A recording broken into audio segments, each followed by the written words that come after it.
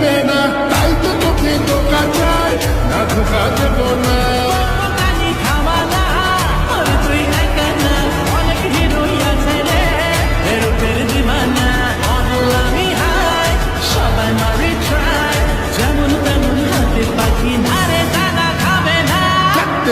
ঢাকতের কি পটে পটে না, ছুরির তেমন এত গরম চিপে ওঠে না।